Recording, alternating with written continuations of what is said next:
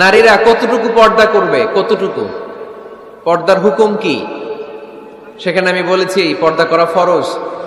এই পর্দা আপনার অধিকার, এটা আপনার আভিজাত্যের প্রতীক, আপনার রুচির প্রতীক। এটা বলে কতটুকু পর্দা, সেক্ষেত্রে আমি দুইটা মত উল্লেখ করেছিলাম, দুইটা মত উল্লেখ করেছি। মত নাম্বার 1, সারা শরীর ঢেকে রাখবে, ফেসটা খোলা রাখবে, হাত খোলা রাখবে, এটা একটা মত। আরেকটা মত, সব ঢেকে রাখতে হবে, শুধু চোখ খোলা, তাই না?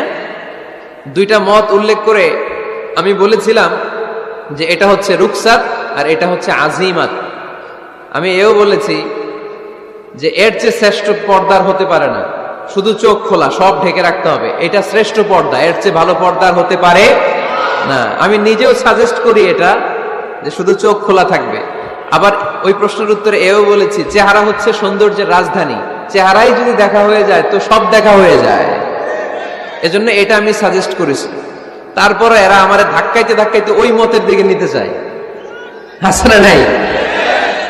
তো এই যে 3 বার যে আমি এই কথা বললাম, এগুলো শুনবার সময় কি কানে তুলা দিয়ে রাখছিলেন? হ্যাঁ, তখন কি শোনেন না? এগুলো মত দুইটা বললাম কেন আমি?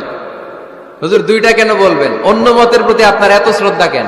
আমগত নাই, এই হয়েছে সমস্যা। ক্লিয়ার কাট কথা। পর্দার ক্ষেত্রে দুইটা মতের উল্লেখ করেছি প্রিয় ভাইয়েরা।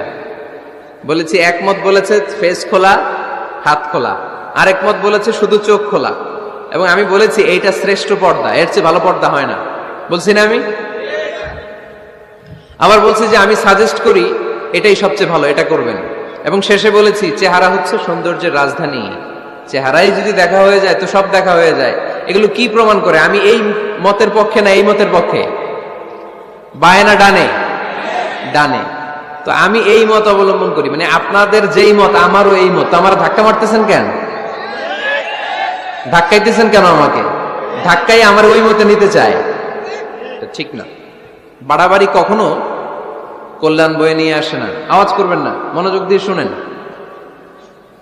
এই যে মত, এটা আমার মত না, এটা অনেক স্কলারদের মত। নারীরা শুধু ফেস খোলা রাখবে আর হাতের কবজি পর্যন্ত খোলা রাখবে, এটা আমার মত না। আমি অন্যদের মতকে শুধু ন্যারেট করেছি, বর্ণনা করেছি মাত্র।